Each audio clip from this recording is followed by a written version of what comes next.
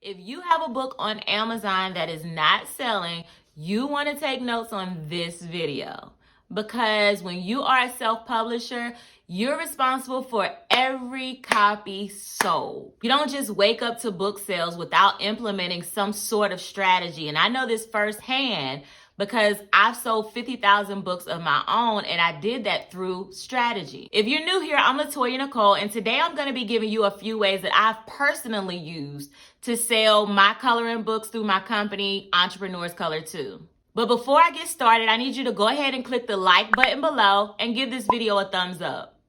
The first strategy, really the first three strategies, are going to be your foundational elements that you're going to want to make sure you have done before you even think about marketing, okay? And strategy number one is actually something you should be doing no matter what type of online business you have if you want to be successful. And that is, you have to think of it like a business. This means you need to set goals and define what success actually looks like for you. Ask yourself, what do you really want out of being an author? Do you want to create passive income? Do you want to sell 50,000 copies? You want to reach bestseller status? Do you want the books to replace your full-time income? You need to get clear on what you want as an author. And one of the reasons you want to get clear on what you want as an author is because times can get hard.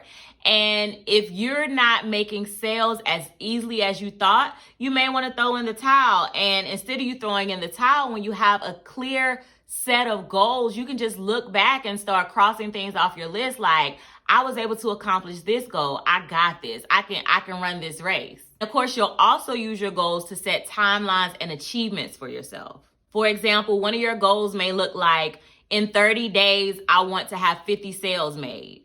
And in order to reach these 50 sales, the first strategy that I'll put in place is maybe going live once a week on a social media platform of your choice, talking about your product, showing behind the scenes things, and just letting people have the option to purchase books from you. Strategy number two in reaching your goal of selling 50 books in 30 days might look something like sending out 4 emails, 1 email per week with information regarding your book and information that is valuable to your specific audience.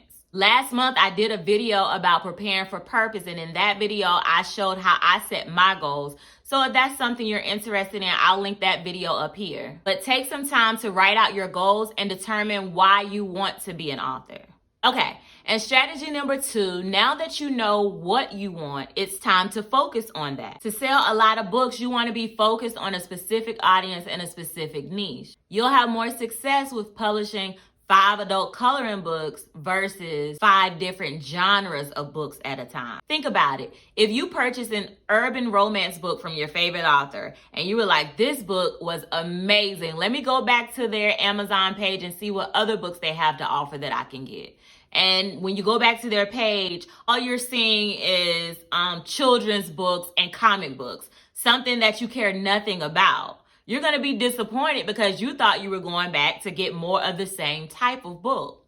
So strategy number two is knowing who you're selling to and focusing on that one specific type of audience. When you try to sell to everyone, guys, you sell to no one.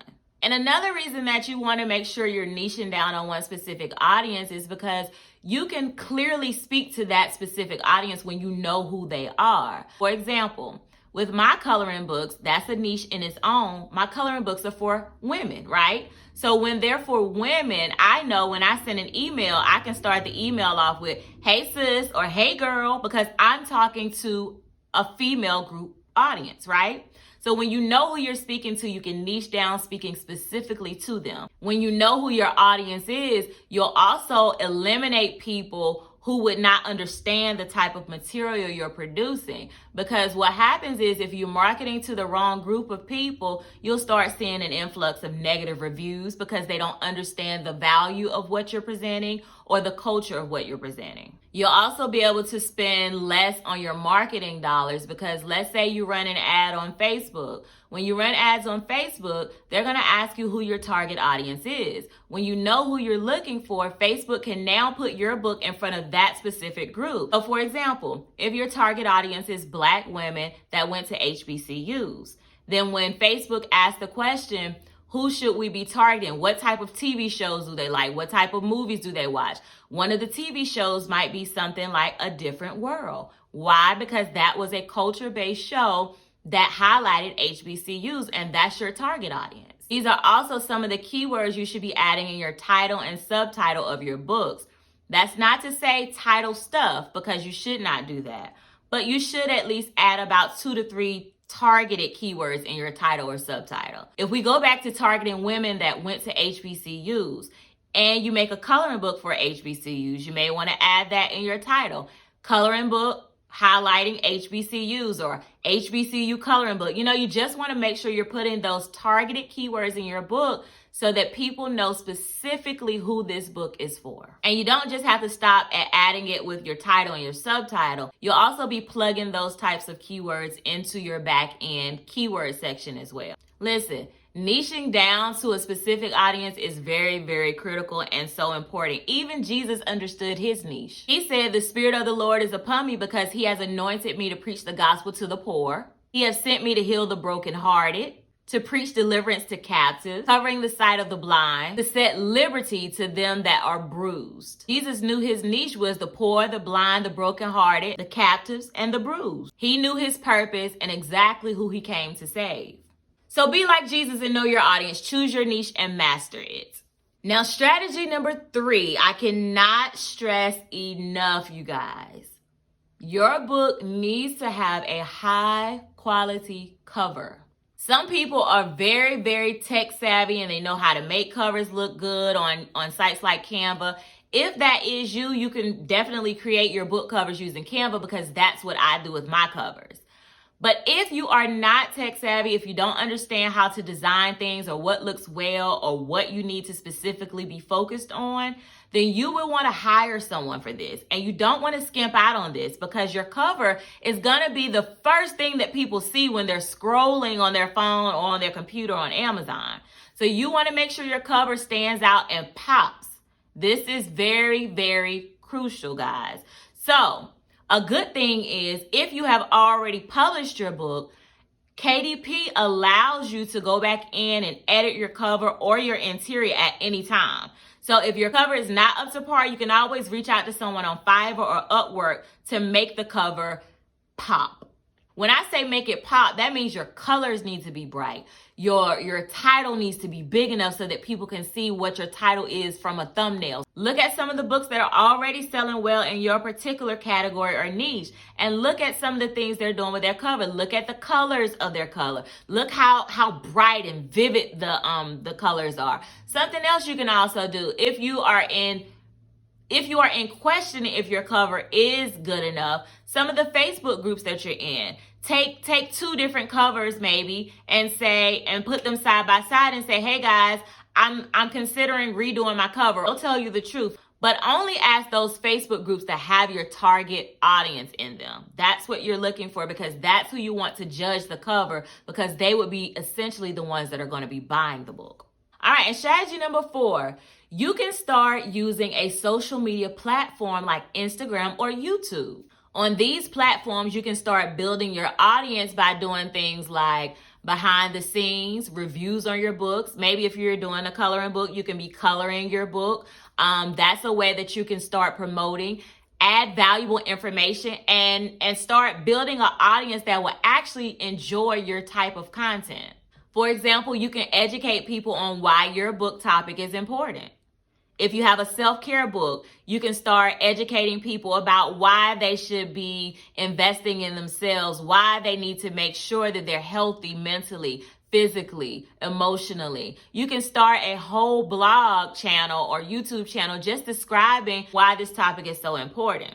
You can also teach people how to make their own books. So that could be a YouTube channel that you start, teaching them how you made your book and just walk them through the process. And then when you're teaching them the videos, you're also plugging your books in the links, in the videos. That's promotion, that's marketing as well. So you can get your book out there so that people can start to purchase your book, because they're starting to like, know, and trust you. And that's what people need in order to want to buy your product. So just be sure to build your tribe around your book topic, and be sure to post consistently, no matter if you're doing it on Instagram or on YouTube. Now, strategy number 5 is by far one of my favorite strategies to use when I'm marketing my books, and that is influencer marketing. Now, I know when you think of influencer, you think of celebrity with 1 million followers. You think of people on Instagram that are well known that just have a lot of followers because that appears like they are considered an influencer. Well, an influencer actually is someone that, drum roll please, actually has influence.